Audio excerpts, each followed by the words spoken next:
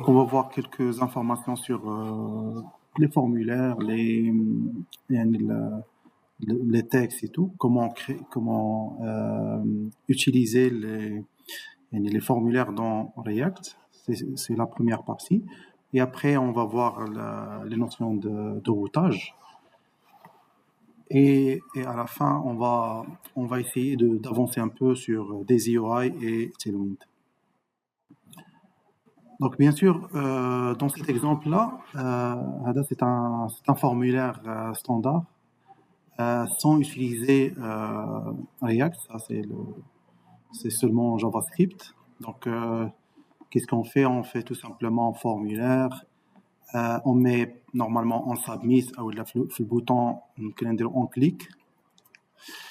Là, bien sûr, ce n'est qu'un simple input texte avec un default value.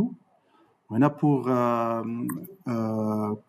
cliquer ou là pour exécuter le bouton. Donc, une fois que je clique sur le bouton, je vais essayer d'activer la fonction qui s'appelle handle submit. Handle submit, j'ai essayé de mettre un log pour afficher ce qui va se passer. Bien sûr, j'ai ajouté Events Prevent Default.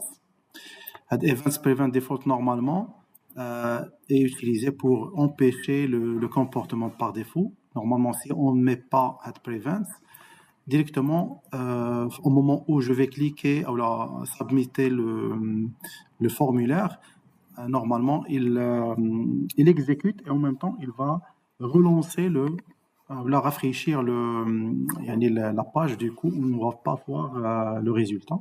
C'est pour ça qu'il faut ajouter events.prevent defaults. Il y a de l'exemple. Donc voilà, une fois j'ai cliqué sur envoyer directement, il vous donne la forme data. D'accord. La forme data, c'est un objet où on va trouver les informations des données de formulaire. Je vais essayer d'exécuter, et vous essayez aussi d'exécuter la même chose avec moi. Donc, ce qu'on va faire, c'est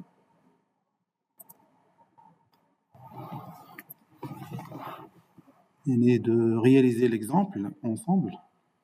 Donc, je vais essayer de créer une fonction, handle submit par exemple, handle submit.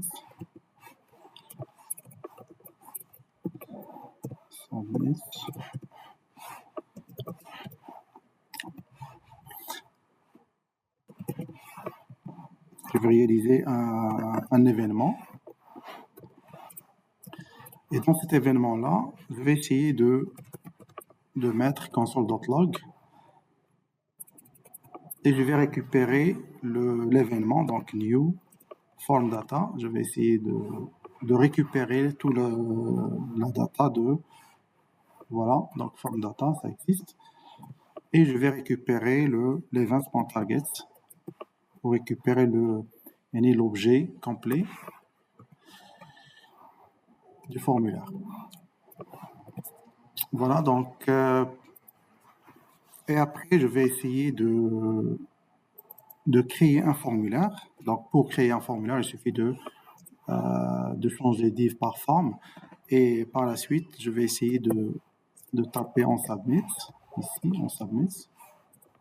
en submit et je vais invoquer la fonction handleSubmit tout simplement. Et à l'intérieur du formulaire, je vais ajouter un input de type texte. Je vais ajouter un nom, par exemple value, par exemple, une valeur. Et là, je peux ajouter un default value, par exemple. Default value, je peux mettre ce que je veux, donc je peux mettre par exemple une valeur, par exemple 16, une valeur. Et après, je dois ajouter un bouton simple et je vais exécuter le formulaire. Donc,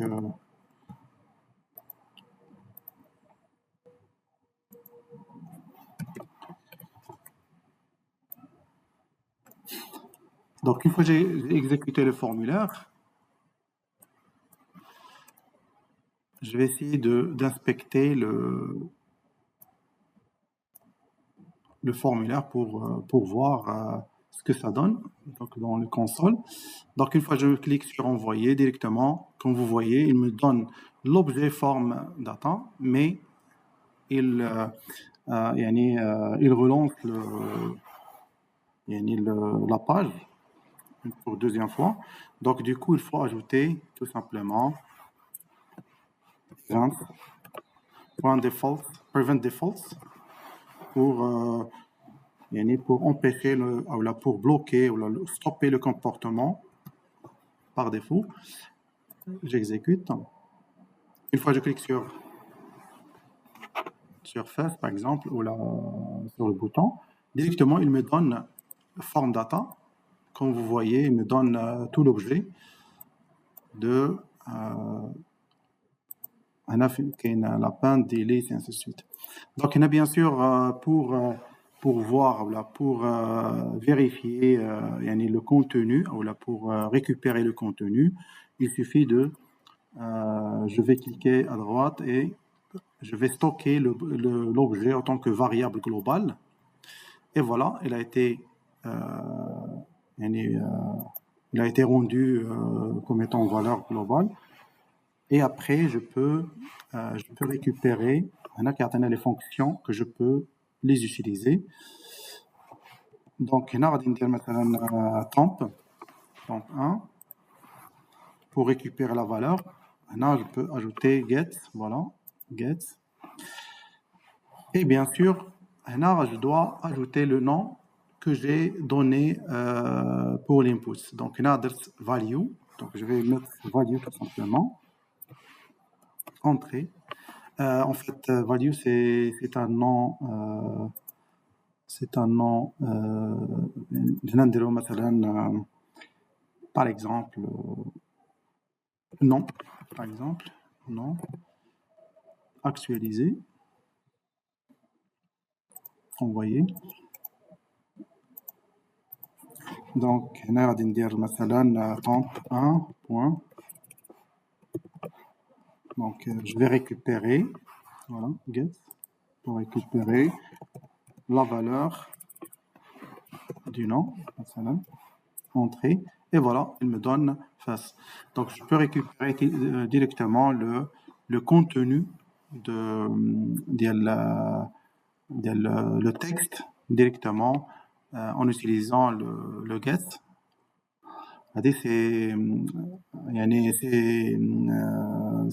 un standard pour utiliser l'input type texte et le bouton. Et bien sûr, on a mis en submit sans contrôler le formulaire avec React. Donc, pour utiliser les éléments de React, qu'est-ce qu'on va faire? On va essayer d'utiliser ce qu'on appelle le useCase pour récupérer l'état et pour changer l'état. Et en même temps, pour utiliser la notion de React, il faut récupérer la valeur avec les accolades. Donc, et bien sûr, j'ai ajouté un change pour changer le contenu du texte. Pourquoi? Parce que si on n'ajoute pas le changement, il ne va pas changer. Donc, on va essayer de faire cet exemple rapidement.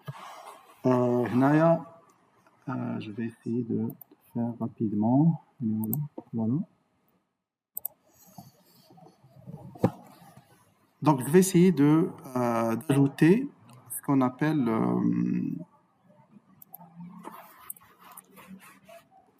Donc, constante, je vais ajouter le use state, donc value, virgule, cette value par exemple, et je vais ajouter le use state.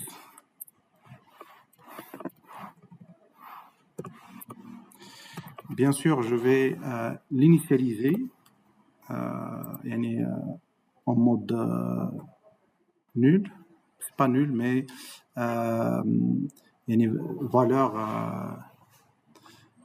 valeur initiale vide. Donc, normalement, on va essayer de changer l'exemple. Je vais mettre un formulaire et après, le nom. Après, concernant le default, je vais l'annuler. Une fois que je mets value, equal, je peux récupérer la valeur. Donc, voilà, donc c'est vide. Donc, comme vous voyez, si j'utilise le mode contrôlé de React, là, comme vous voyez, je ne peux pas écrire à l'intérieur de zones de texte. D'accord. Donc, pour utiliser ou changer le contenu, donc on doit ajouter la fonction onChange tout simplement, par exemple. Et à l'intérieur de onChange, je vais ajouter une fonction, par exemple handle submit, par exemple. Et dans handle submit, je dois changer le contenu pour récupérer tout simplement cette value, c'est-à-dire je vais changer l'état de la valeur. Donc là, je vais mettre event tout simplement .target .value. Et voilà. Donc directement, une fois j'ai utilisé le handle submit, une fois j'ai changé l'état de use state de la valeur, à ce moment-là, il m'a ouvert l'écriture à l'intérieur des zones de texte. Bien. Donc, il y a bien sûr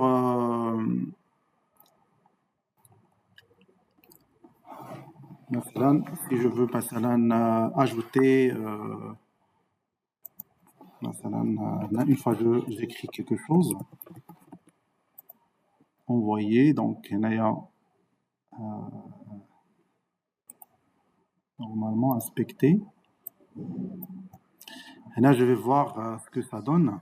Donc, bien sûr, je dois ajouter une console pour voir ce qui se passe en arrière-plan. Donc, je peux ajouter, par exemple, une console.log. Là, je peux ajouter un render, tout simplement, pour voir ce que ça donne. Donc, une fois que je clique sur... donc il y a une console. J'actualise. Maintenant, on va voir un truc. Là, j'ai mis onChange. onChange, ça veut dire une fois le contenu du texte change, à ce moment-là, il va me donner quelque chose. Sur console. Donc là, une fois je clique, voilà, OUN. Donc directement, il me donne un render. À tout moment où quand on change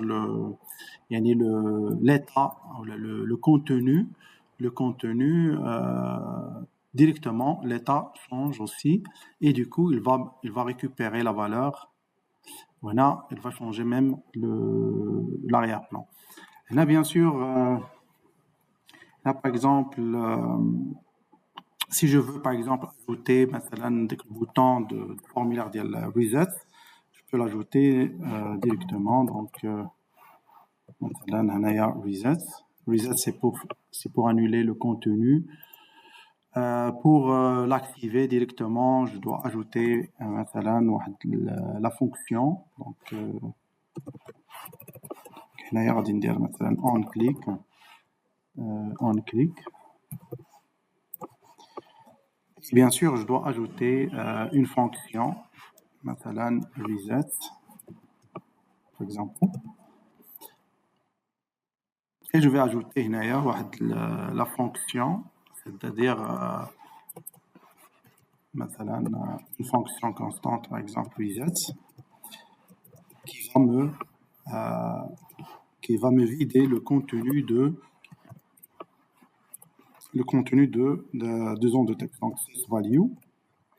Bien sûr, on appelle le setter de l'UseSafe. Pardon. Donc là, je vais ajouter tout simplement un contenu vide. Et voilà, donc je peux écrire ce que je veux et après je peux le supprimer sans problème. Comme vous voyez, à l'intérieur, il n'y a pas d'erreur. Tout simplement, il me donne comme quoi il a reçu un clic et il a changé le contenu. Si je veux par exemple ajouter un checkbox, c'est il suffit de l'ajouter ici. مثلا هنايا غادي نديرو pour ajouter un checkbox directement, je dois taper checkbox ou نديرو مثلا directement input type checkbox type checkbox, voilà.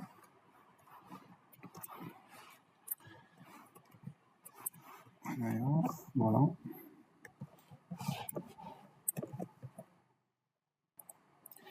Là, il est cliquable. Bien sûr, ça c'est du HTML pur et dur, mais si je veux le contrôler avec React, je dois ajouter bien sûr les attributs, les attributs de React. Donc, je vais essayer de récupérer ou de contrôler le checked, c'est-à-dire si c'est true ou false. Donc, je dois récupérer à l'aide de checked, checked.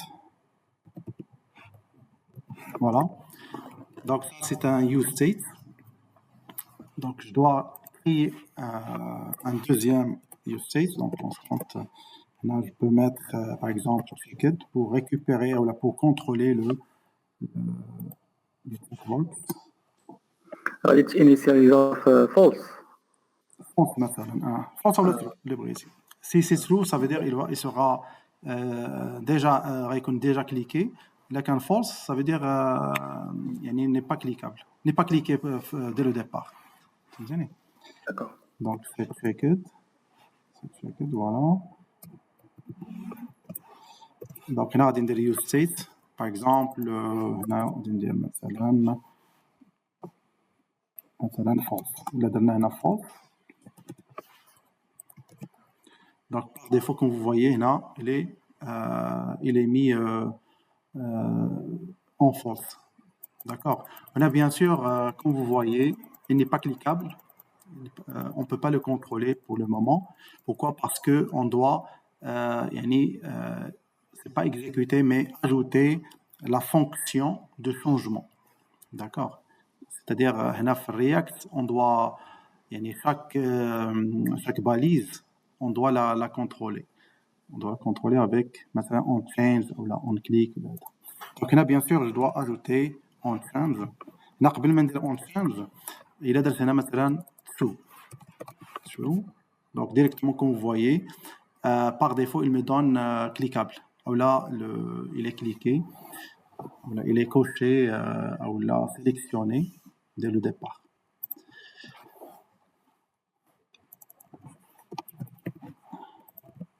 Voilà, donc pour le contrôler, je dois ajouter on change pour l'activer. Voilà, je dois ajouter la fonction, une fonction que c'est là où on doit changer l'état ديال checkbox ou là ديال l'use state de checked. هنا bien sûr ندير مثلا toggle par exemple toggle ou la check. Donc la fonction, je dois l'ajouter.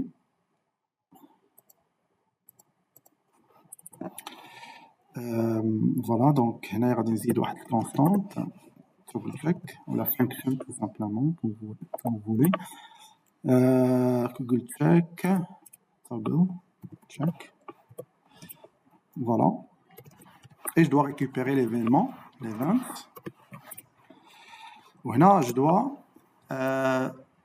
ajouter le setup du state de check. Donc là, on va dire tout simplement. Là, je donne, là, comme vous voyez, checkbox. Là, on a deux valeurs, soit true ou la false. D'accord, soit true ou false. Donc à ce moment-là, là, je dois ajouter le changement d'état. Et du coup, on va dire checked, tout simplement. Non checked. Non checked, donc il est dit. Et voilà. Là, bien sûr, à l'âge de cette non checked, c'est tout simplement si je veux l'associer, envoyer. Une fois s'il n'est pas cliquable, le bouton envoyer doit être grisé ou non cliquable. Et une fois je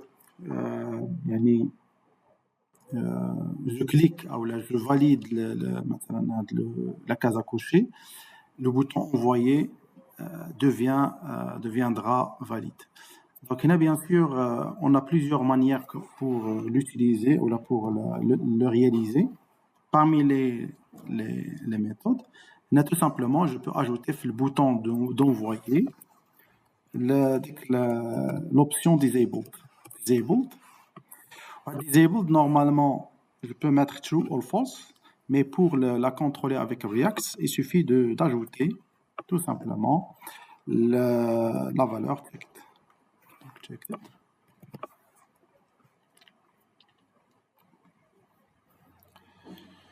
OK. Là, je dois mettre l'inverse. Et voilà. Donc, il est désactivé. Et une fois que je clique normalement sur la case à cocher, le bouton sera activé, bien sûr. Voilà. Voilà, bien sûr, comme vous voyez, une fois que je clique sur la case à cocher, la valeur de toggle, au moment où je vais cliquer, normalement, plutôt une fois je clique sur la case à cocher, la fonction onChange se déclenche. Toggle check va déclencher ou va changer l'état de checked. Donc checked c'est la valeur de l'UseState de checked et du coup il change de true vers false ou l'inverse. Ou bien sûr une fois ça change, ça va changer le disabled le bâtiment. Voilà. Ça c'est un exemple avec checkbox.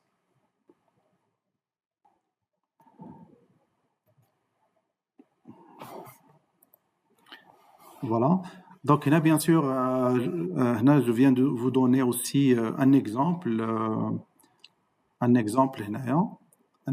simple avec accepter les conditions d'utilisation. Pourquoi j'ai donné l'exemple? Parce que après, on va faire des formulaires de l'application avec l'authentification et tout.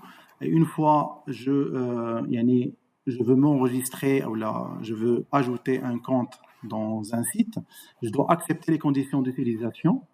Et dès que je coche l'acceptation, envoyer va s'activer. Voilà. Donc, là, bien sûr, j'ai essayé de mettre en place. On va le faire ensemble. Et là, qu'est-ce que j'ai fait?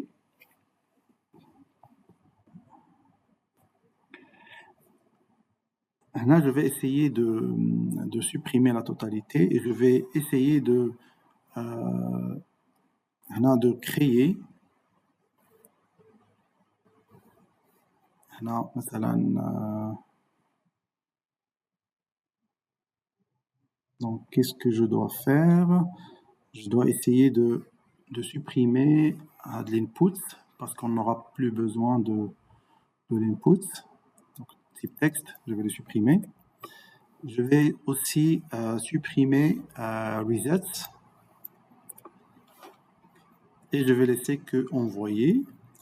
Et en ce qui concerne le check-it, je dois ajouter il y a bien sûr un label.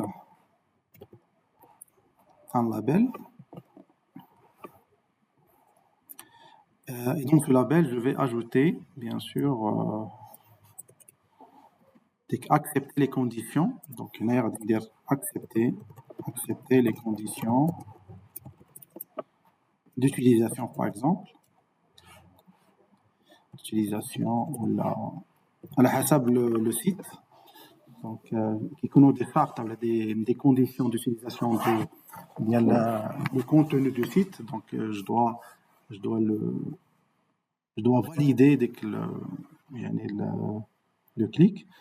Ou là, plutôt les conditions.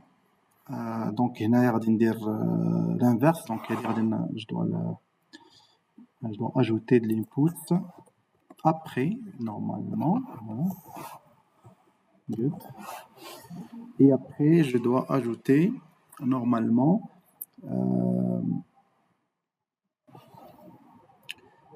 ok, donc c'est bon.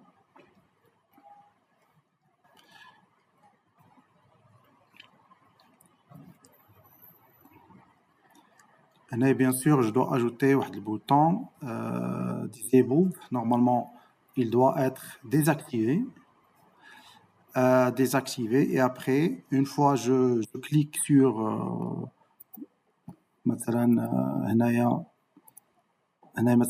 n'est pas coché ou là n'est pas j'ai pas encore accepté les conditions, le bouton envoyer ne doit pas être activé. Et une fois je clique sur activer, le bouton d'envoyer sera actif. Là, c'est un exemple. Je vais essayer de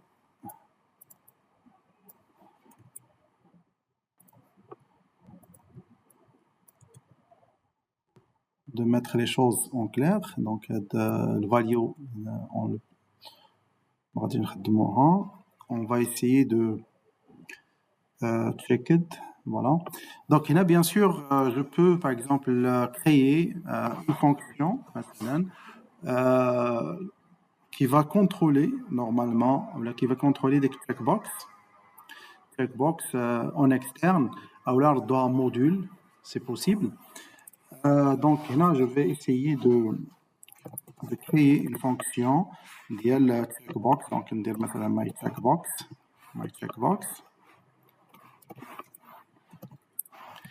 À l'intérieur de my checkbox, je vais retourner la même chose. My checkbox, normalement, je peux l'externaliser. Je peux créer le composant ou je peux créer des checkbox en externe et après, je peux l'appeler. Donc, je peux mettre return. For the return, je dois ajouter un div ou la balise vide. C'est possible. Là, je peux ajouter le label complet, je peux le prendre carrément, CTRL-X, et je peux le mettre ici, tout simplement. Bien sûr, pour l'utiliser, il suffit de taper, par exemple ici, j'appelle my checkbox directement. Voilà, donc bien sûr, check-it, je dois le supprimer. هنا bien sûr بالنسبة للcheck-it هذه c'est une fonction, c'est-à-dire c'est du use state de l'élément app, d'accord. هذه c'est un composant externe plus ou moins, ou là c'est une fonction externe. هنا je dois ajouter la fonction ou là la valeur مثلا check-it pour l'utiliser. Et après, qu'est-ce que je dois ajouter? هنايا on change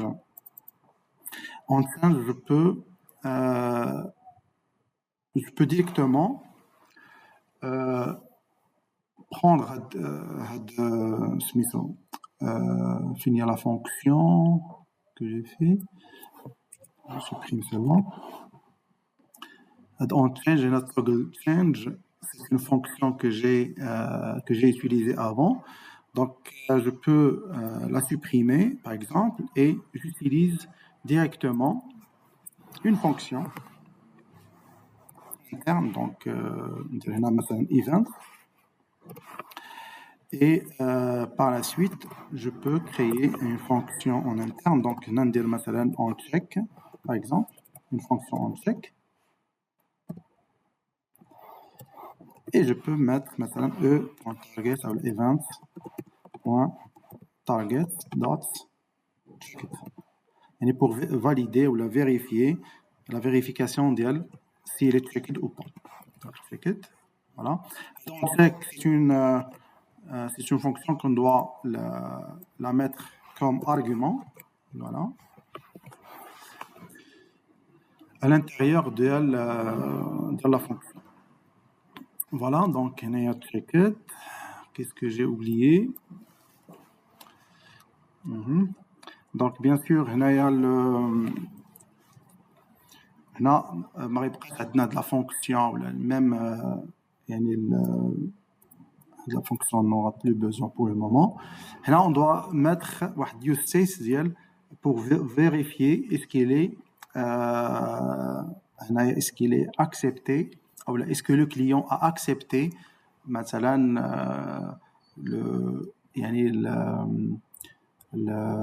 la condition ou pas. Donc, c'est une condition. Checked false, c'est possible. Je peux la changer le sens. Le sens lisible. Donc,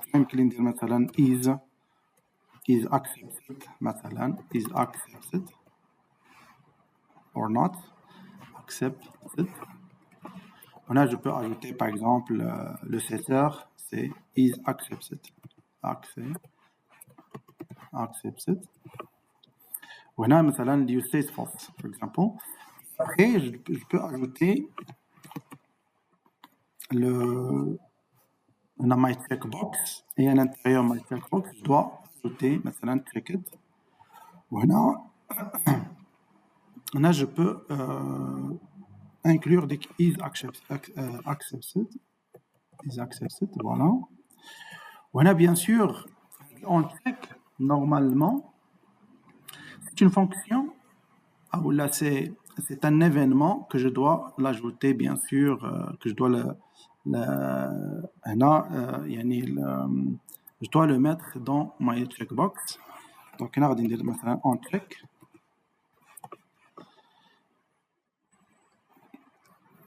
Là, je peux appeler le setter. Donc voilà. On a bien sûr ma phrase checked les is accepted aussi. Ok.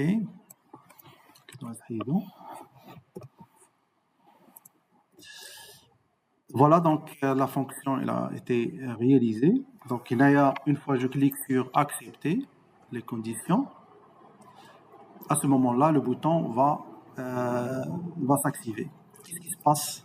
Le code que j'ai effectué. Là normalement j'ai créé my checkbox, la balise checkbox, d'aller sous forme de fonction. وهنا درت ديك ce qu'on appelle le reverse data flow. Le reverse data flow, ça veut dire le flux de données. Je vais l'exécuter en check. Il a été exécuté la fonction. Donc une fois je clique sur le checkbox, le clic sera mis ici. Donc il va me faire retourner le on check et il va prendre, là, il va récupérer la valeur de checked, c'est-à-dire soit true ou false. On check va se mettre ici, qui va être récupéré, d'accord. Donc on l'a vu les dernières séances, où la valeur de checked, ça va être récupéré من هنايا فهذه de l'argument qui va être utilisé comme argument de la balise. Voilà. Donc en premier lieu, on a mis une false, et du coup la condition ou le checkbox il est désactivé. Du coup, je dois mettre le bouton en mode désactivé. On a cette négation parce que au début c'est false et du coup je dois récupérer le true pour que ça soit désactivé. D'accord. Si je mets un true par défaut, par exemple, c'est comme si l'utilisateur a déjà par défaut accepté la condition. D'accord. Donc logiquement, normalement, ça doit être false. Normalement. Ça, c'est un autre exemple comment mettre en place la condition avec des composants. Je peux la supprimer carrément, CTRL X, par exemple. Je peux créer, par exemple, un composant. Parmi les composants, on a new file. On a my checkbox.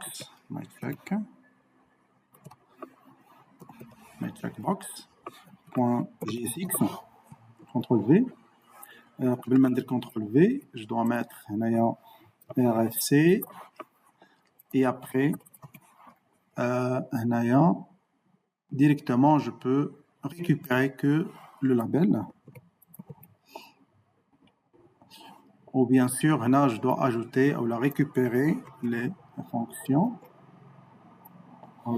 les arguments, CTRL S.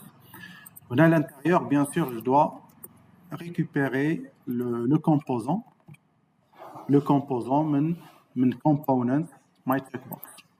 Et du coup, mon app, l'application, elle est clean.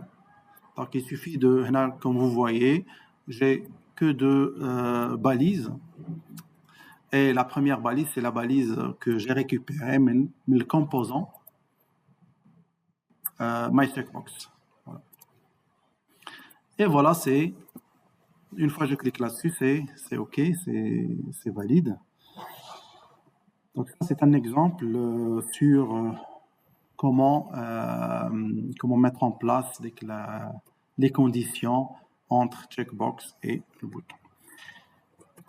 Passons maintenant vers la notion de routage. Le routage, normalement, c'est une notion pour passer d'une page à une autre et naviguer même normalement dès que la barre de navigation avec des menus. Une fois que je clique sur Home ou là sur n'importe quel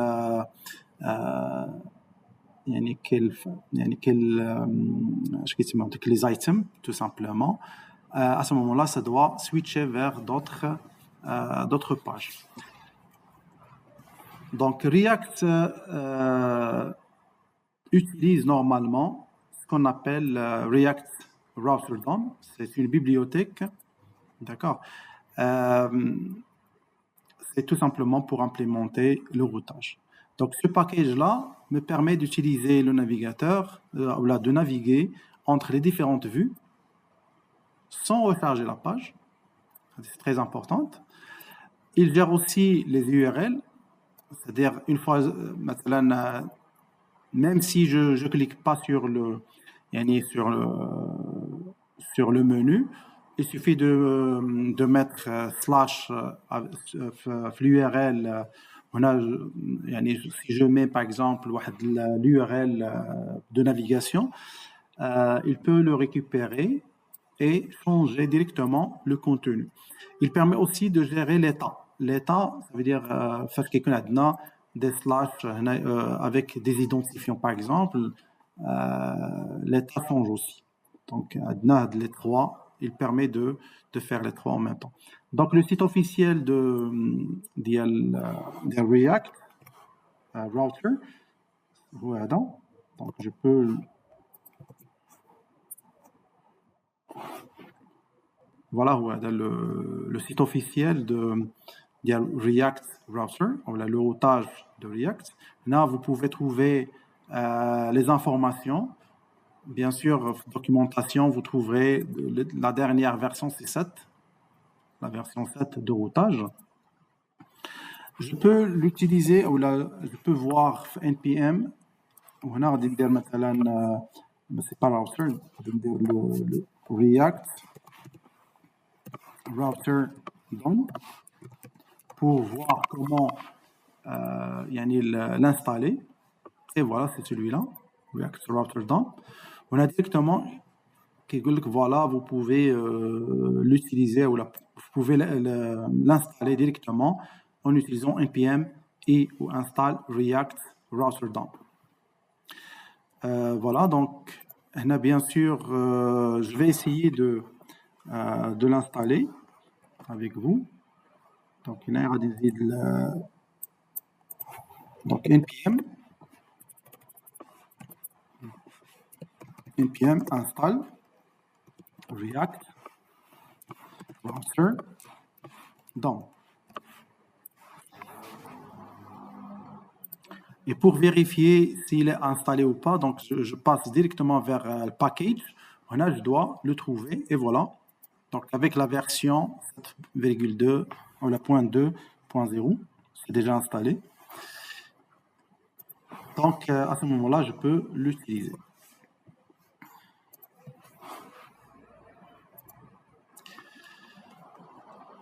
Bien sûr, pour vérifier est-ce qu'il existe ou pas, donc par défaut, كنديروا واحد npm list. npm list normalement c'est pour lister les packages déjà installés ou même vérifier est-ce qu'il y a un package déjà existe ou pas. On a bien sûr il liste tout simplement les packages qui ont été déjà mis ici. D'accord. npm list tout simplement. Et voilà, il me donne la liste complète. Donc là, il suffit de mettre npm list sans rien mettre. Et du coup, il va récupérer les dépendances qui se trouvent dans le package .json. Voilà. Et du coup, si je veux maintenant vérifier est-ce que la React Router DOM existe, ou la React ou autre chose, ou la Bootstrap maintenant, je peux le taper directement. Bootstrap maintenant. Pour voir, et voilà, il me donne l'arborescence. Est-ce qu'il existe ou pas? Bien sûr, il me donne les différentes versions qui ont été déjà mises dans mon ordinateur. Donc, il y a des fois on a installé globalement une version et une autre version s'apparaît. Ou que fait npm install pour la deuxième fois, il peut nous installer la version finale. وبعض المرات كتكون واحد الكونفلي بين les versions. Et du coup, lorsque je tape npm list, il me donne toute la liste ديال le package. Et du coup, s'il y a واحد الكونفلي, je peux en installer, npm uninstall tout simplement, uninstall. وكان j'installe ou là je désinstalle avec la version. هنا كيعطيكم la version, donc je peux vérifier مثلا يمكن ندير uninstall bootstrap par exemple @533 pour désinstaller cette version là. Voilà. Donc c'est une manière comment gérer les packages. Une fois c'est installé, à ce moment-là, on a les composants obligatoires pour les utiliser, on a le browser router. Browser router, c'est la racine qu'on va l'utiliser. On a bien sûr, on met en général as a router pour simplifier, pour créer un alias. C'est un alias de browser router. Du coup, au lieu de taper browser router, on va dire router tout simplement. Et on va utiliser routes et routes. Browser routers, normalement, il est utilisé pour gérer l'historique de route et le routage. Route définit la route spécifique avec un chemin path et elements. On a pour récupérer l'élément, qu'on dit element, ou qu'on dit le path. Le path, c'est pour écrire le chemin où on va, مثلا, أولى ديال l'URL. On a route, c'est pour faire mais c'est pas la vérification, mais pour passer, pour switcher entre les différentes pages. Les versions anciennes, normalement, ils n'ont pas utilisé routes, ils utilisaient switch directement, switch case. Et après, ils l'ont changé par routes, tout simplement. Donc, voilà un exemple d'utilisation. Donc, comme racine, c'est la balise racine, c'est le router. Après, on va créer la barre de navigation externalisée. Et après, j'ai tapé routes. Routes, normalement, c'est là où je dois mettre à l'intérieur les chemins, les routages. Donc, les routes, je dois ajouter tout simplement le path pour ajouter le chemin de l'URL et l'élément qui sera exécuté. Par exemple, dans slash, une fois je tape tout simplement localhost 2.3000 slash, il va me rediriger vers home. Si je tape par exemple slash test, il va me rediriger vers la balise ou vers la page mytest. Et ainsi de suite. On a bien sûr étoile. Étoile, ça veut dire tout simplement pour bloquer tous ceux qui changent ou là qui mettent l'URL en dehors de les URL déclarés auparavant. Donc, il y a étoile. Une fois je mets par exemple quelque chose, il va m'envoyer directement vers une page, d'accord, préalablement définie, mais c'est notre found. Notre found, à ce moment-là, la page de notre found va dire page comme quoi le chemin n'est pas valide. Voilà. Deuxième point, pour naviguer, في navbar, la barre de navigation, le path c'est pour les routes standards, mais pour la barre de navigation, je dois ajouter link. Link, c'est le même principe que href. L'HTML, quand on dit href, bien sûr, on doit mettre link. Quand on dit link to, bien sûr, j'ai mis maintenant la racine, ça veut dire home. Si je raïkoun adna le home, raïkoun about, le contact في navigation. Et du coup, في navbar, غادي تكون غير home, about and contact. Et une fois que je clique sur contact, directement, il va me rediriger vers le contact, et ainsi de suite. Aussi, on a le routage dynamique. Le routage dynamique, c'est pour approfondir l'URL. Si par exemple j'ai /user /id, bien sûr /id représente la référence, /1 /2 et du coup il va afficher que la partie dynamique ou la partie en question pour la faire, ou là pour faire la redirection, il suffit de taper route, on path, on ajoute l'URL, et bien sûr l'élément, je dois mettre 2 points et ID. Donc là c'est dynamique. On a l'élément, où il a été défini le chemin. Donc, on a un user. Le user, c'est un composant où on va mettre, où on va définir le user.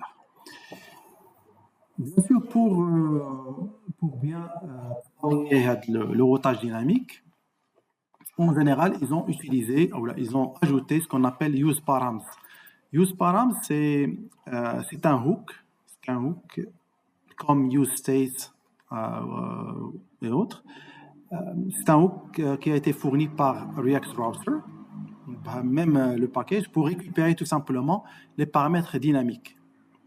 Donc, comme syntaxe, c'est une constante ID, par exemple, pour récupérer ces identifiants et les réutiliser. On a tout simplement constante, ID, use params. Si je vais utiliser login ou mot password ou autre chose, login ou email ou la name, je peux mettre deux points name. Là, je peux mettre constante name use params. Et du coup, use params va récupérer tout ce qui concerne la partie dynamique des paramètres. Voilà l'exemple qu'on va réaliser. Voilà un menu ou la barre de navigation simple qui représente l'accueil, l'utilisateur 1 et l'utilisateur 2 par exemple. C'est la page de home. Dans la page de bienvenue ou la page home, j'ai mis seulement à l'intérieur que bienvenue dans la page home. Bien sûr, c'est tel qu'il sera affiché au départ, puisque j'ai mis une slash, on a directement, c'est la racine. Une fois je tape user slash 2, par exemple, ou si je clique sur utilisateur 2, directement, il va m'afficher le profil de l'utilisateur, par exemple, qui a atteint l'identifiant 2 avec son nom et son email. La même chose pour user 1. Donc, pour réaliser ça, qu'est-ce que j'ai fait? J'ai essayé d'ajouter, bien sûr, la partie application. J'ai ajouté navbar, donc qu'on va le mettre en place. Et après, j'ai ajouté route, c'est-à-dire le home. On a l'user ID. Et une fois je tape user ID, je dois passer directement vers l'élément, récupérer les éléments à partir de l'élément de l'user. Navbar, ce que j'ai fait, j'ai essayé de réaliser accueil, utilisateur 1 et utilisateur 2. Donc, c'est ce qu'on sont affichés là. Accueil, utilisateur 1, utilisateur 2. Bien sûr, les liens, ici on a /user /1, /user /1, /2, par exemple. En ce qui concerne la partie home, directement j'ai mis seulement bienvenue dans la page home. On a bien sûr la page de user, qu'est-ce qu'on a fait? J'ai déclaré l'use params. Pour l'ID, pour récupérer l'identifiant. On a utilisé use state pour récupérer le user et en même temps, une fois on change l'utilisateur, bien sûr l'objet ou c'est un objet user va changer aussi. J'ai utilisé le site JSON placeholder pour récupérer des données. Donc là, si je prends ce lien, compris. Pardon, donc il a enlevé. Je vais supprimer HTTP. Voilà. Donc, JSON placeholder code users, il récupère tout simplement des utilisateurs. Voilà le premier ID, ça c'est le premier utilisateur. Voilà. C'est le deuxième utilisateur, c'est la ID2. ID3, et ainsi de suite. Donc, on a, je pense, plusieurs utilisateurs, on a 10. On a bien sûr, si je supprime un user, on va trouver ce site qui me permet de, comme je vous avais déjà mentionné les anciens cours, هنا كاين post, comments, album, photos, to-do, users. Donc هذا c'est pour tester يعني notre application. Concernant users, il me donne les différents utilisateurs. Pour récupérer n'importe quel utilisateur, il suffit de taper slash, un point d'interrogation bien sûr, je peux mettre ID, مثلا égal à 2 par exemple, et directement il récupère le deuxième utilisateur. Donc si je tape un, directement il récupère le premier, 3, c'est le troisième, et ainsi de suite. Donc il y a pour récupérer seulement les éléments ou les éléments dynamiques, il suffit de récupérer le chemin, et aussi je vais récupérer l'ID. L'ID, il va me permettre de récupérer l'objet complet.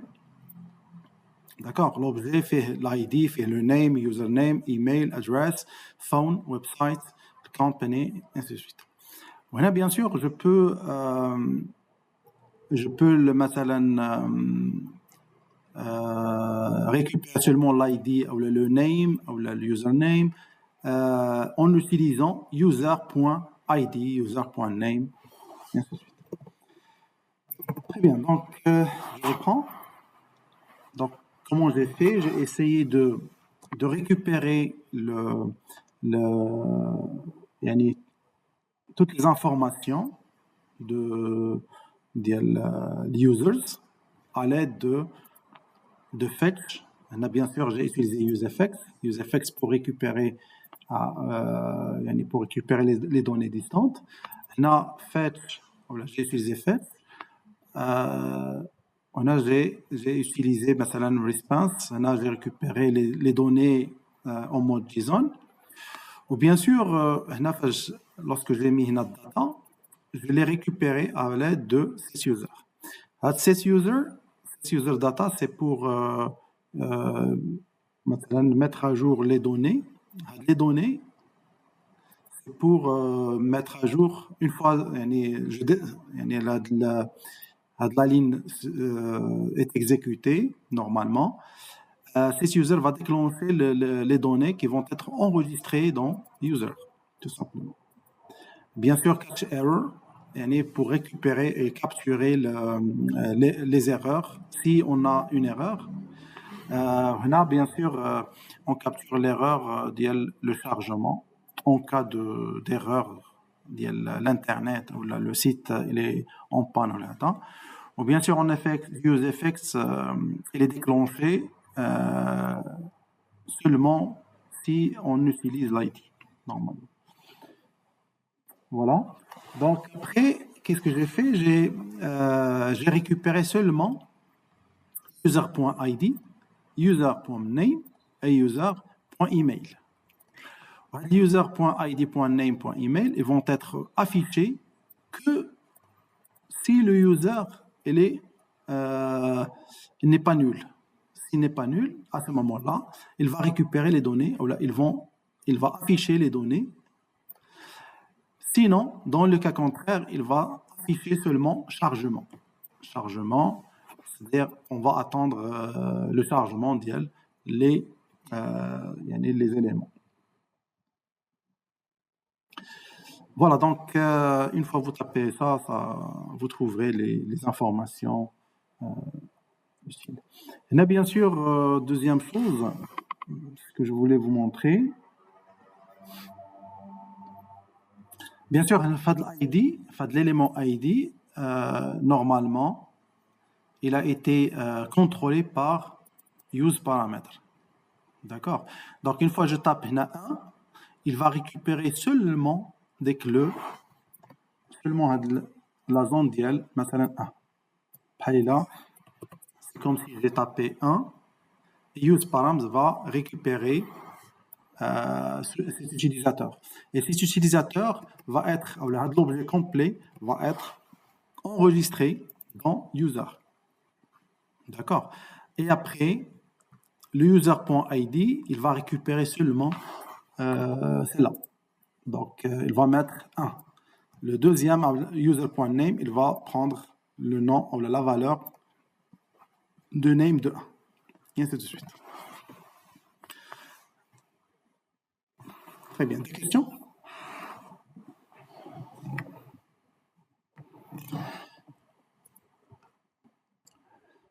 Non, c'est clair.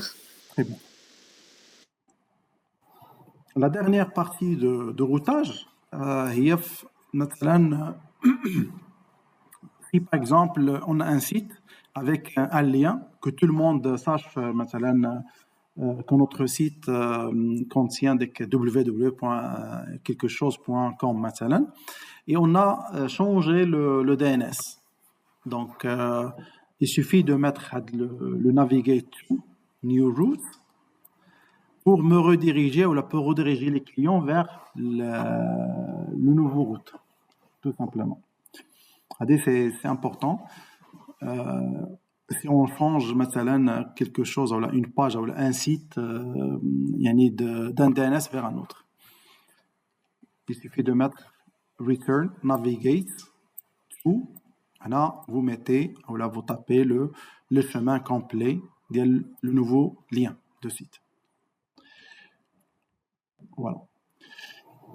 Passons vers la partie 3, c'est quelques notions de base de Tailwind et des UI. Bien sûr, on a vu comment l'installer. Bien sûr, on a vu que Daisy UI, c'est une extension de Tailwind qui nous facilite la création de l'interface. En même temps, ils ont essayé de nous préparer des composants déjà prêts à l'emploi. Tailwind aussi, il est basé sur des classes utilitaires. Comme exemple, on peut mettre, si je tape text-sensor, c'est comme si je vais centrer le texte, BG Red 500, tout simplement, c'est BG, c'est background, Red, c'est rouge, 500, c'est le niveau 500, tout simplement. P4, ça veut dire le padding 4. M-4, c'est-à-dire margin 4. Voilà. Il me permet une grande flexibilité, donc qui nécessite de combiner plusieurs classes pour obtenir des styles. Donc, bien sûr, je peux ajouter même Bootstrap et combiner les trois. Prenons des exemples pour bien comprendre les détails. Bien sûr, j'ai pris un bouton. Vous pouvez taper classe ou class name. On a ajouté des valeurs ou des classes ديال Tailwind, plutôt Tailwind. Comme exemple, PX10. PX10, ça veut dire le padding niveau horizontal. Donc, bien sûr, on a le test button Tailwind, le bouton.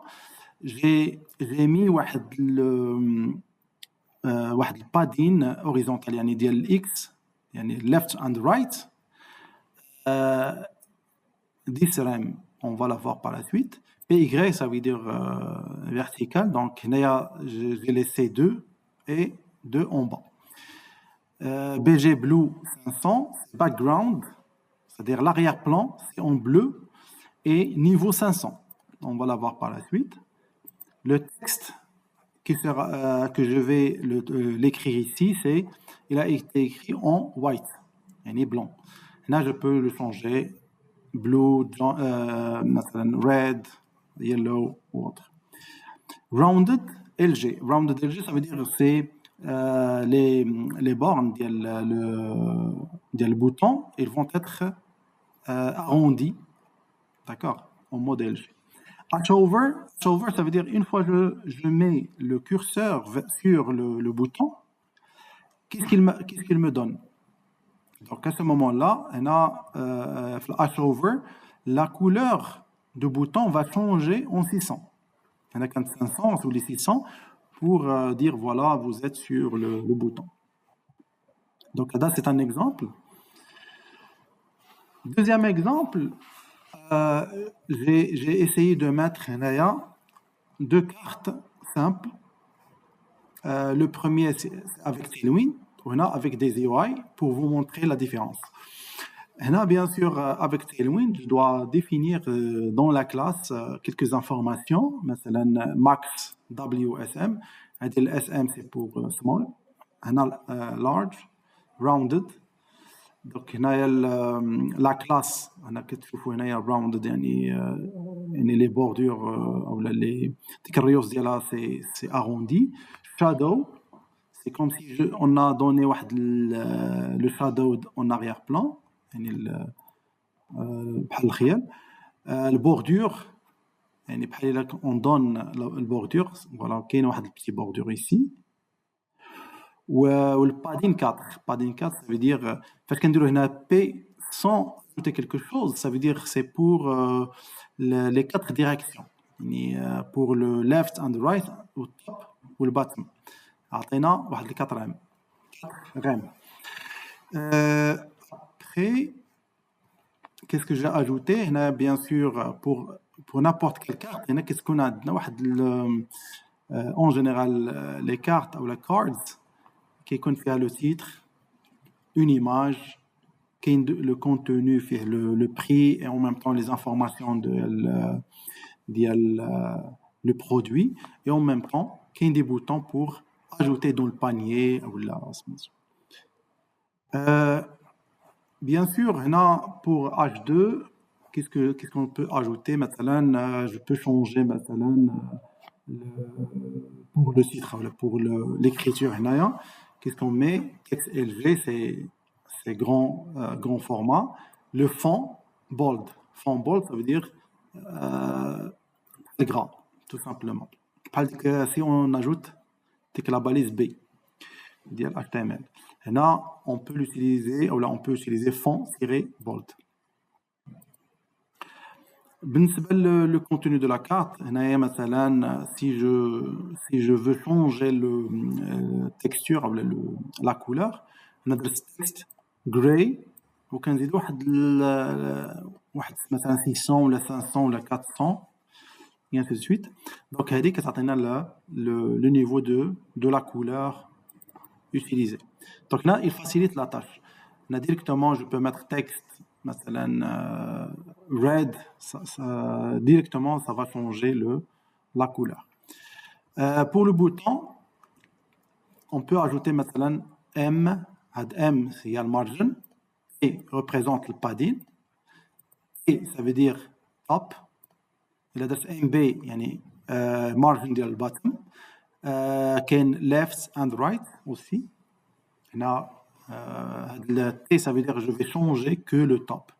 Le padding X, ça veut dire que je vais changer l'horizontal, l'axe des X. Donc, le left and right, je vais ajouter les 4 في le padding.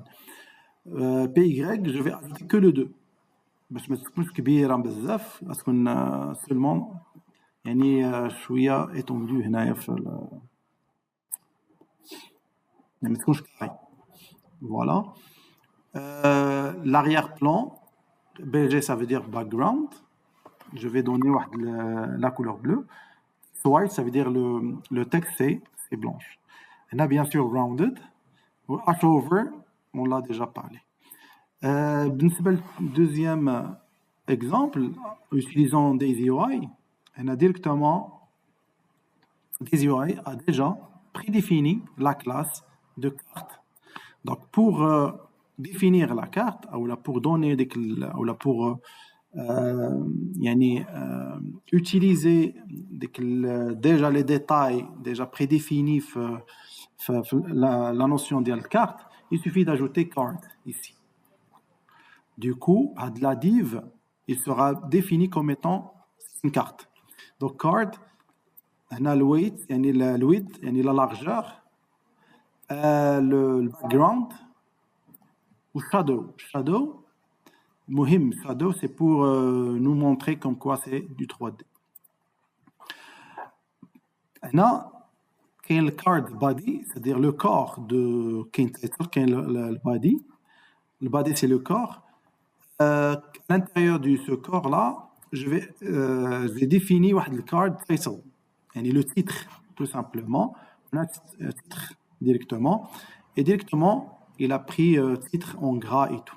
Donc, fil qu'on a mentionné là, il suffit de mettre ici card title et ça passe. Le contenu, directement, je l'ai mis ici. Bien sûr, pour ne pas oublier, je peux combiner les deux en même temps. Je peux mettre P et j'ajoute classe, text gray et tout, et je l'ajoute ici et ça passe. Card actions. Card actions, c'est pour les boutons, pour les actions. Actions, parce qu'on peut ajouter plusieurs boutons. Oui, question? Des questions? On a bien sûr, dans la classe, BTN, c'est pour bouton. Button primary, c'est pour mentionner le button primary, secondary et autres. Pour définir quel bouton on va afficher. Donc, c'est le bouton primaire. Si vous avez des questions, n'hésitez pas. Et là, bien sûr, je vais vous mentionner l'élément le plus important, c'est RAM et EM. Ce sont deux unités qu'on utilise souvent. Et là, bien sûr, MT4, les 4, ou les 2, ou les valeurs qui ont été ajoutées à côté de P ou le M, le margin, le padding et autres, c'est en mode RAM. RAM, ça veut dire c'est relative root elements. Qu'est-ce que ça veut dire? Ça veut dire que le 4, مثلا, c'est pas du pixel. C'est 4, ça veut dire c'est une unité RAM par rapport à l'HTML l'oula, par rapport à la racine. Ou le EM, c'est autre chose. Normalement, le EM, c'est la taille du parent, relatif à l'élément parent, c'est la taille de la police. Ou le REM, c'est la référence avec l'élément racine. Ou c'est relatif à l'élément parent. Ou normalement, la taille de la police par défaut, c'est 16 pixels. Donc là, si on met مثلا 1, PY1, ça veut dire بحال كنديروا 16 pixels. Ou normalement, le REM, c'est une unité qui est avec l'HTML en général. Comme ça, là, je vous ai montré un exemple très simple.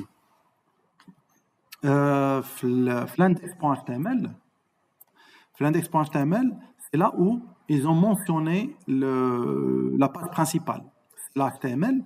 On a par défaut, on a ça exprès en mode explicite, mais implicitement, c'est comme si on a mis font size, c'est 16 pixels. Donc, il y a le projet d'ILI.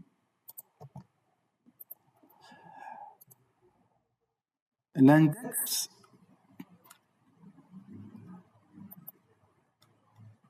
c'est pas ça, c'est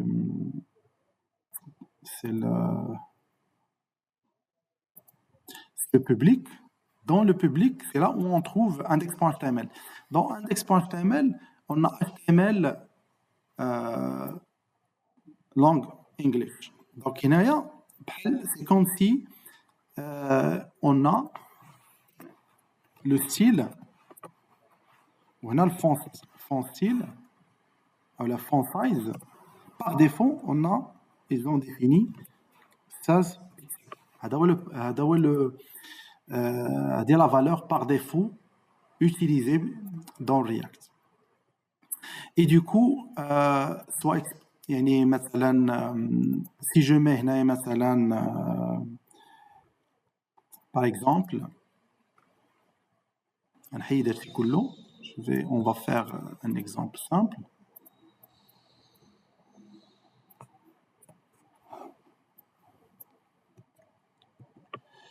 Par exemple,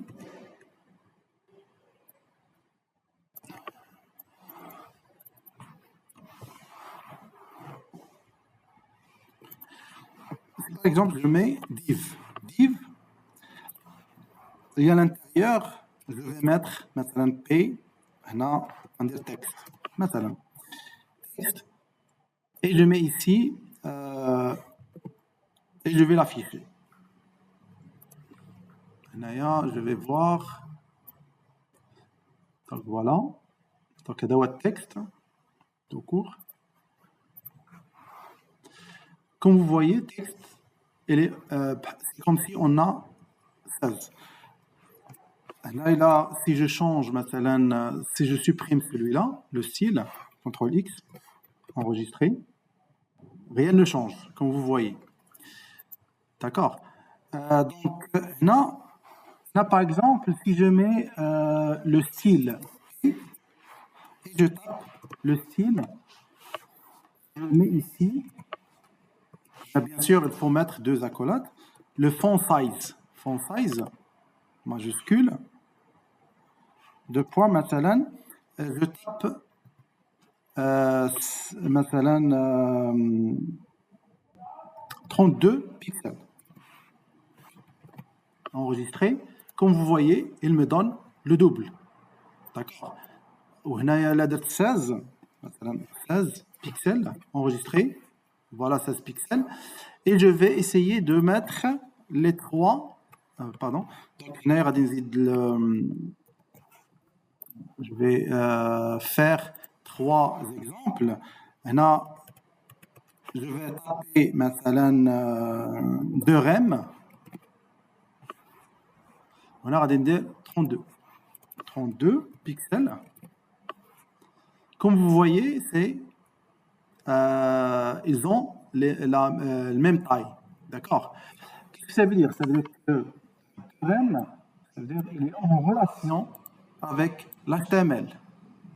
Donc, il y a bien sûr, c'est le standard, le style font size, c'est 16.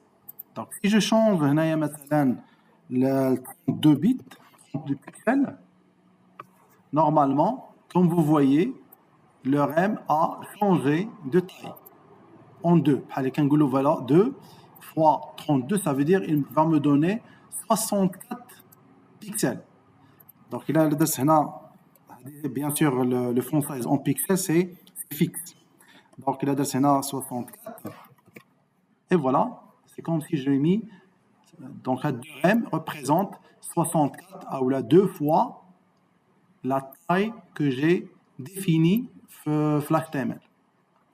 C'est la référence. Là, bien sûr, l'EM, on va dire maintenant 2EM. 2EM, normalement, l'EM est une référence 2 fois les parents. Maintenant, une balise parente, les balises parentes jusqu'à la racine, jusqu'à la balise racine. Donc, il y a des مثلا div. Si j'ajoute par exemple le style, je vais ajouter maintenant font size. Je tape par exemple مثلا 16 pixels.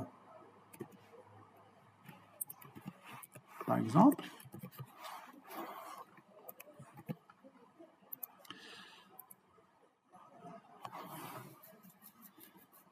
هنا كيعطيني tout simplement 2 fois 16. C'est l'exemple.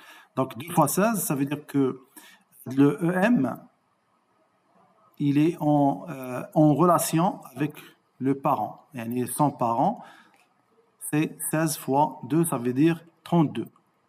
D'accord. Le REM, il ne dépend pas de le parent, mais il dépend de la racine. Donc, d'abord la différence entre le EM ou le REM. Donc, il a درس هنا مثلا 32. Voilà, ça change. D'accord. 16, مثلا. Si, par exemple, je vais ajouter un autre div. Div, on va dire le même style, مثلا style 16. Et voir est-ce que le M change.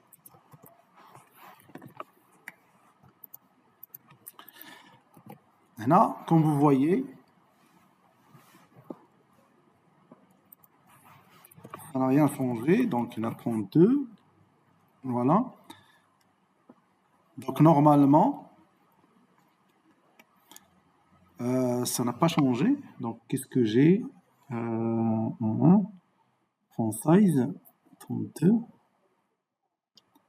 Là, j'ai ajouté 16. OK. ما نديرش هنا فيكس مثلا ندير هنايا مثلا 2 EM par exemple. Voilà. Il a مثلا 2 EM, ça veut dire que هنا il a لاحظتوا comme vous voyez ici, j'ai mis ici 2 balises. Voilà. Donc il y a le texte en EM, il est en relation avec les parents qui ont l'EM. Maintenant, j'ai mis 2 EM. Qu'est-ce que ça veut dire 2 EM? 2 EM, ça veut dire 2 fois 32. D'accord? 64 fois 2, ça fait 128. D'accord? Donc,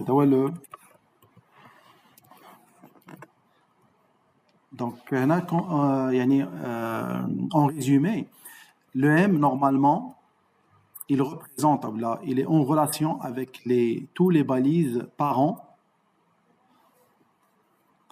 Et normalement, on doit être compétent, là, on doit maîtriser les relations, comme ça, maintenant, il y en a 2, ça veut dire 2 fois 2, ça fait 4 fois 16. Donc, il faut bien calculer les choses pour ne pas tomber dans les problèmes.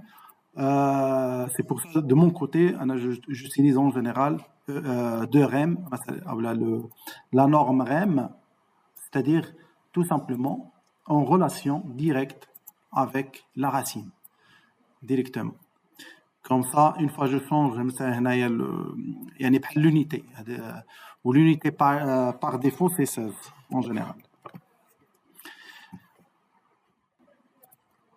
Du coup, une fois que j'utilise de REM, même si on est bien entouré par plusieurs balises, d'accord, le REM ne change pas.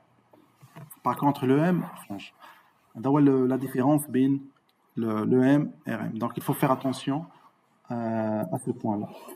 Bien sûr, le Tailwind et DayZUI utilisent en général le REM. Donc, il y a, pour récapituler, le 4 qui ici représente 4 fois 16. D'accord, 16 pixels. 2, ça veut dire 2 fois 16 pixels, c'est 32. Et ainsi de suite.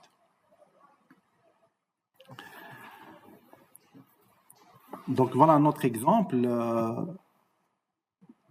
Donc, il y en a pour dire que le M, on a le style EM. Le style EM fois 20, ça veut dire 40 pixels. On a le font size 1,5 EM. 1,5 EM, c'est on a 1,5. Donc, on a 1,5 EM, on a 1,5 EM, ça veut dire c'est une multiplication.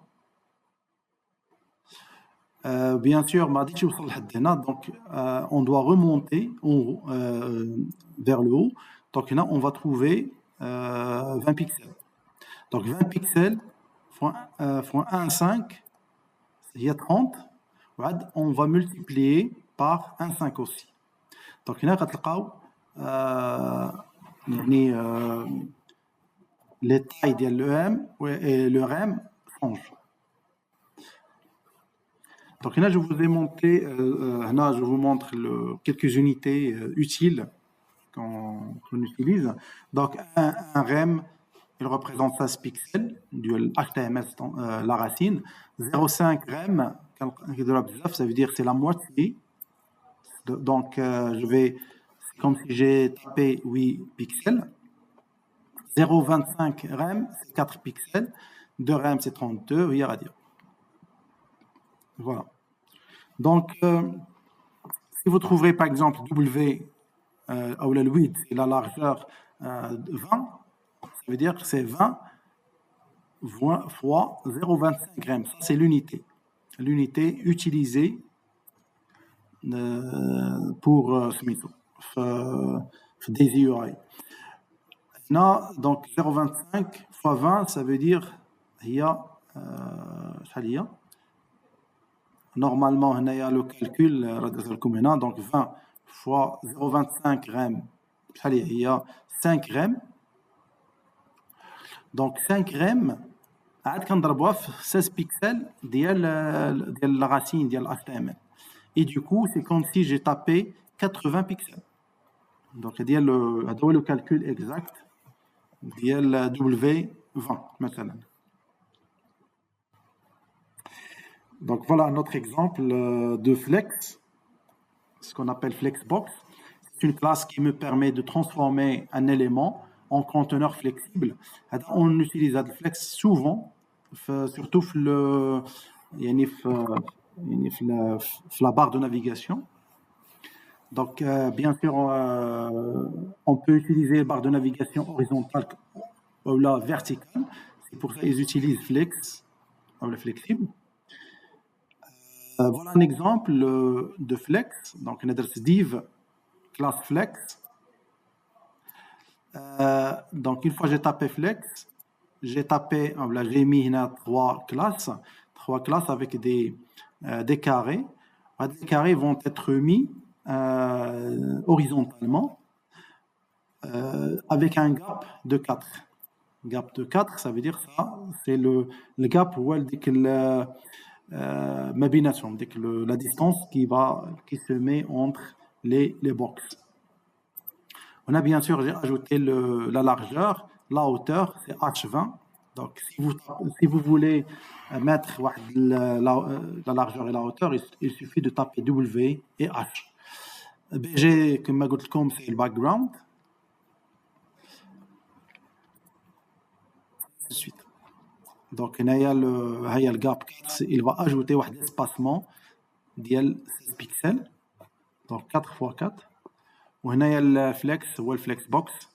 Par défaut, c'est horizontal.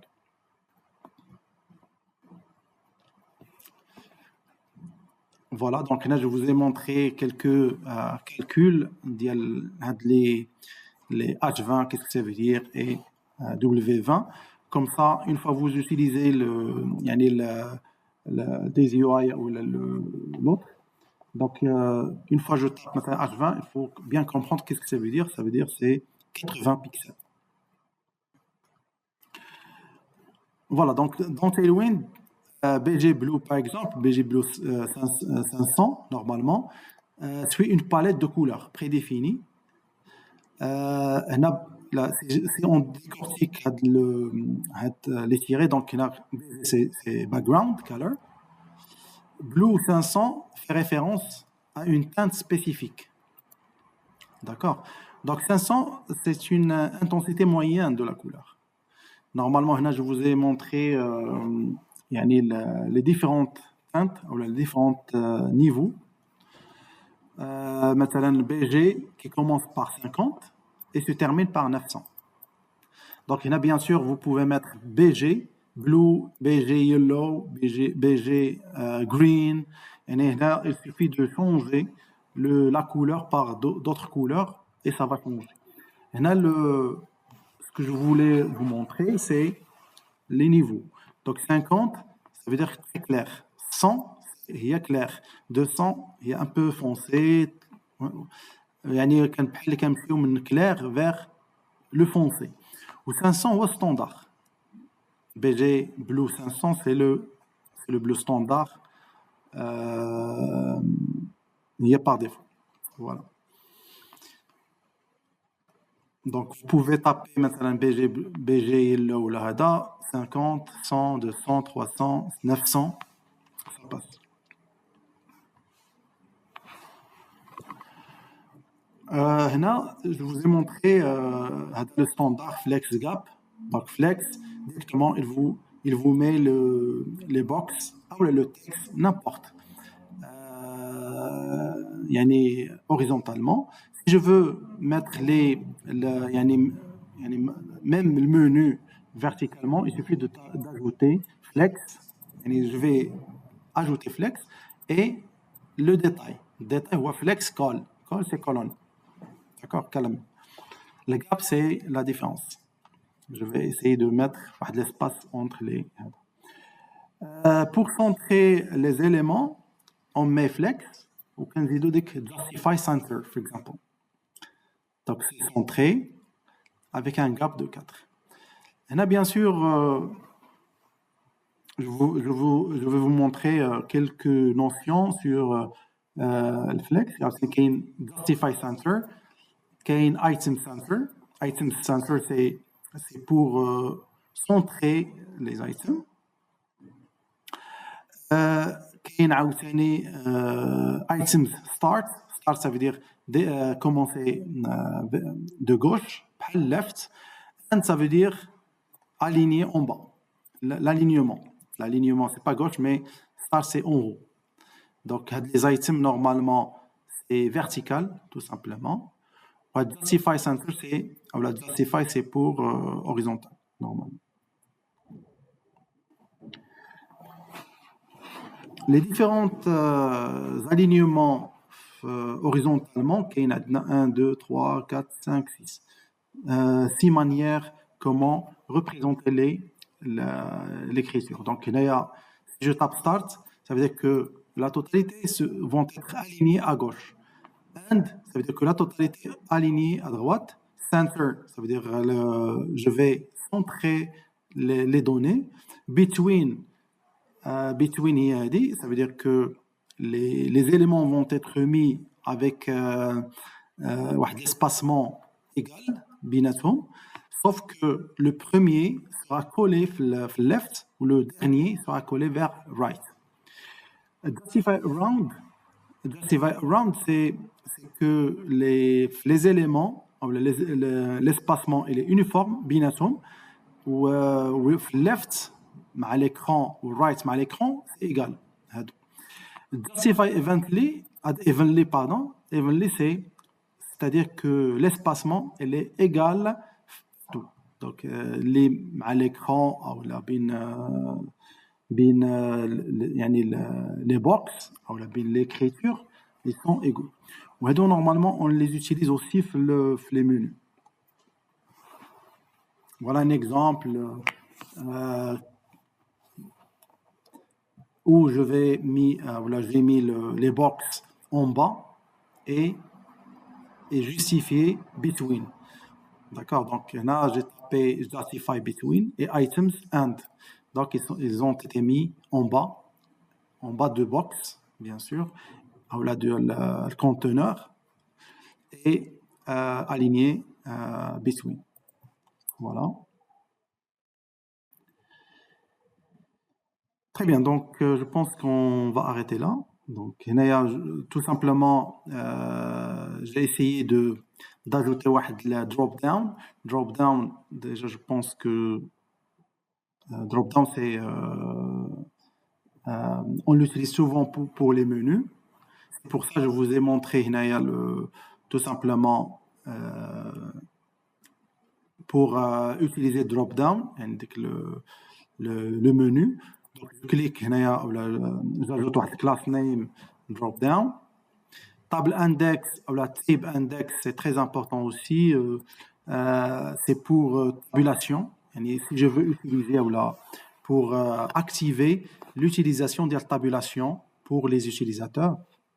Une fois je clique sur tabulation, avec le bouton tabulation, directement, je navigue entre les boutons, entre les drop-down ainsi le menu. C'est pour ça qu'il faut ajouter maintenant tab index si on veut l'intégrer dans tabulation ou dans le clavier tabulation. Voilà, donc il y a BTN, c'est bouton M1, يعني margin 1. وهنا drop down content وهنا sous forme de menu padding shadow يعني يعطينا واحد un shadow les items ديالنا les items. Une fois que je clique sur le menu, il va me donner les items un peu avec un arrière-plan de shadow. BG base, le base c'est important. Base, هنا ما درتش ni blanc, ni bleu, ni jaune ou là, درت base. Le base normalement, il appartient ou là, c'est la base du thème. Le thème qu'on va utiliser le site. Donc c'est une référence de le site.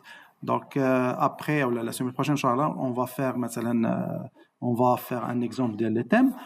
Une fois que je mets base, il va le récupérer, il va récupérer la couleur, le thème défini sur le site.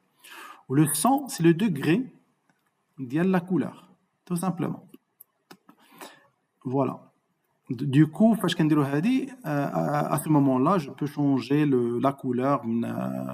Et si je change la couleur le thème, dernier exemple, et on arrête. Donc, je tape Daisy UI. Donc, Daisy UI, je passe directement vers le thème. Le thème, qui est dark. Dark, il a défini déjà, il va définir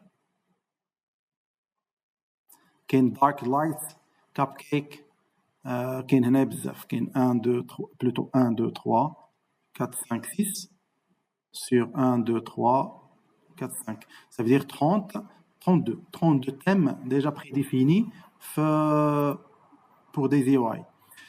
Voilà, où chaque thème, il a défini la base, ça veut dire c'est le primaire, ou la couleur primaire, ou qu'il y a un secondaire, qu'il y a un tertiaire, et ainsi de suite. Une fois je mets base, c'est mieux que changer la couleur. Maintenant, c'est un bleu. Même si je change le thème de light vers dark ou le cupcake, la couleur il a quand bleu, la couleur ne sera pas changée. Par contre, si je mets base, il va suivre le changement du thème. C'est très important. Donc là, c'est un exemple qu'on va le voir la semaine prochaine. Voilà, donc cette partie-là touche à sa fin. Je vous souhaite bonne fin de soirée et à la prochaine fois.